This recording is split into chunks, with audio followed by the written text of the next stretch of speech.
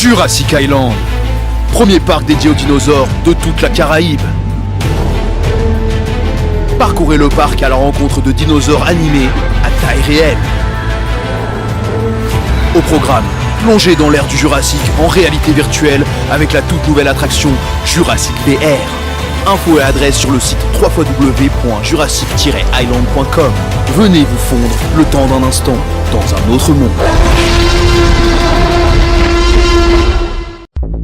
Martinique Actualité. Hier mardi, dans la soirée, une cinquantaine de personnes ont manifesté devant le centre pénitentiaire de Ducos pour réclamer la libération d'Hervé Pinto. Ils étaient accompagnés, comme souvent, par Francis Carole. Hervé Pinto est en prison depuis le 10 mars pour ne pas avoir respecté le contrôle judiciaire auquel il était soumis. Il sera jugé le 23 avril. Depuis le 1er avril, la compagnie Winair assure 2 connexions par semaine à bord d'un ATR 42500 pouvant accueillir 48 passagers. Le mercredi et le dimanche, Saint-Martin, Fort-de-France, la Dominique, et le jeudi et le lundi, la Dominique, Fort-de-France, Saint-Martin. On le sait, relier les îles de la Caraïbe entre elles n'a jamais été une chose facile. La disparition de l'Aliade, dont les principaux actionnaires étaient pourtant des gouvernements, le démontre abondamment. Il faut souhaiter longue vie sur ces lignes à Winair. Si elle échoue, il faudra bien se résoudre à trouver d'autres solutions, sauf à renoncer à se fréquenter entre voisins, peut-on dire. Rappelons que Winair Windward Iceland Airways International est largement subventionné par Saint-Martin. Contrairement au concours Miss France, le concours Mademoiselle France, qui est également un concours de beauté, ne nécessite pour y participer d'aucun critère de poids ou de taille.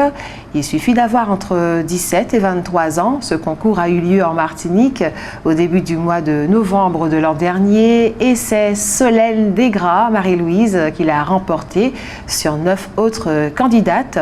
Elle ira défendre nos couleurs le 13 avril à Cagnes-sur-Mer en France. Cagnes-sur-Mer, c'est le sud de la France, pas loin de Nice. L'intelligence artificielle générale, IAG, est largement subventionnée. Elle est définie comme étant un système capable de comprendre ou de réaliser n'importe quelle tâche intellectuelle que l'humain peut effectuer. Avec l'accélération des recherches et le financement des géants technologiques, l'atteinte de l'intelligence artificielle générative semble de plus en plus plausible. Ben Kortzel, informaticien et PDG de l'entreprise d'intelligence artificielle SingularityNet, table sur une concrétisation entre 2027 et 2030. Il a partagé ses estimations et a non seulement évoqué la possibilité d'atteindre bientôt l'intelligence artificielle générative, mais a également estimé que son arrivée pourrait marquer le début de la singularité technologique. Il s'agit d'un concept hypothétique dans lequel l'intelligence artificielle devient capable de s'auto-améliorer. Kortzel pense qu'une telle capacité mènerait à la création de systèmes super intelligents qui vont totalement bouleverser nos vies avec une forme d'intelligence qui égalerait et même dépasserait la puissance cognitive et informatique de toute la civilisation humaine réunie. Les personnes souhaitant connaître le taux de chlordécone dans leur sang peuvent bénéficier gratuitement d'un prélèvement sanguin avec ou sans prescription médicale. Ce prélèvement peut être réalisé le matin, du lundi au vendredi, sans rendez-vous à l'hôpital Pierre Zobda-Kitzmann, au centre de prélèvement du laboratoire de Louis Domergue de Trinité, au centre de prélèvement du laboratoire de Mangovulsin. Les résultats sont connus au bout de 5 à 7 jours. Ils sont transmis par courrier postal ou courrier électronique. Les personnes intoxiquées seront prises en charge selon les modalités qui leur seront expliquées.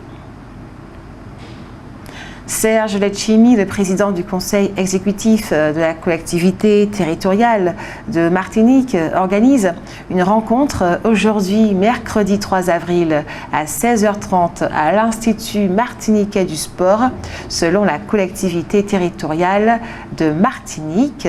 Citons-la. Il s'agit de la restitution des différentes phases de concertation qui ont été organisées pour la mise en œuvre du programme FEDER FSE+, sur la période 2021-2027, c'est-à-dire des fonds européens de développement régional FEDER et fonds social européen plus FSE+. Rappelons que du 13 au 27 mars 2024, la collectivité territoriale de Martinique a lancé une large concertation auprès de la population martiniquaise et des acteurs économiques et institutionnels pour recueillir leur avis sur les actions soutenues et les modalités déclinées dans le document de mise en œuvre (DOMO) du programme FEDER FSE+, 2021-2027. Cette démarche de co-construction avait pour but de renforcer l'efficacité et l'adaptation des modalités de mise en œuvre et d'optimiser l'impact des investissements européens en Martinique auprès de toutes les typologies de porteurs de projets. Une rencontre similaire sera organisée prochainement sur les fonds agricoles pour le développement rural, FEADER, et les fonds pour les affaires maritimes, la pêche et l'agriculture, FEAMP. La collectivité territoriale de Martinique lance un appel à projet pour la création de 3 centres d'accueil de jour autonomes pour adultes en situation de handicap. Chacun de ces centres comportera une trentaine de places. Le secteur géographique d'implantation de ces établissements est fixé sur les territoires Nord-Caraïbes, Centre et Sud-Caraïbes de la Martinique. Les demandes d'information, le contenu détaillé de l'appel d'offres, le cahier des charges, les éléments constitutifs du dossier de candidature ainsi que les critères de sélection sont disponibles par mail. La date limite de dépôt des dossiers est fixée au vendredi 31 mai 2024 à 12 heures.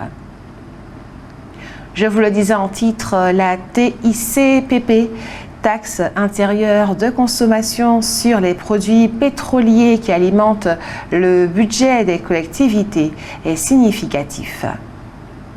La transition vers les voitures électriques pourrait avoir un impact sur les taxes perçues sur l'essence par les régions ultramarines de la France. Comme les voitures électriques ne consomment pas d'essence, les revenus provenant des taxes sur leur carburant pourraient en effet diminuer très rapidement à mesure que la part des voitures électriques sur les routes augmente. Cependant, les gouvernements successifs pourraient envisager d'autres moyens de percevoir des taxes pour financer les infrastructures routières, telles que des taxes basées sur le kilométrage parcouru, ou des taxes spécifiques sur l'électricité utilisée pour recharger les véhicules électriques, notamment sur l'énergie solaire. En fin de compte, l'impact sur les taxes perçues par l'État et la région dépendra de la manière dont les politiques fiscales évolueront pour répondre à l'adoption croissante des véhicules électriques. Par ailleurs, il est aussi probable que les droits de mutation perçus par les départements diminuent fortement avec la crise immobilière, ce qui serait une très mauvaise nouvelle de plus pour la gestion de la fiscalité locale, car il constitue une source importante de revenus pour le département. Cependant, avec l'évolution des politiques fiscales et des tendances économiques, il est possible que ces droits soient modifiés ou réformés. Des ajustements pourraient par exemple être apportés aux taux ou aux modalités de perception des droits de mutation afin de mieux refléter les besoins et les réalités du marché immobilier actuellement en crise. En outre, les autorités pourraient explorer d'autres moyens de diversifier les sources de revenus des collectivités d'outre-mer, mais lesquels ? Outremernews.fr, le site de l'actualité outre-mer, 24 heures sur 24 et 7 jours sur 7. Retrouvez la chaîne Outremer News sur YouTube.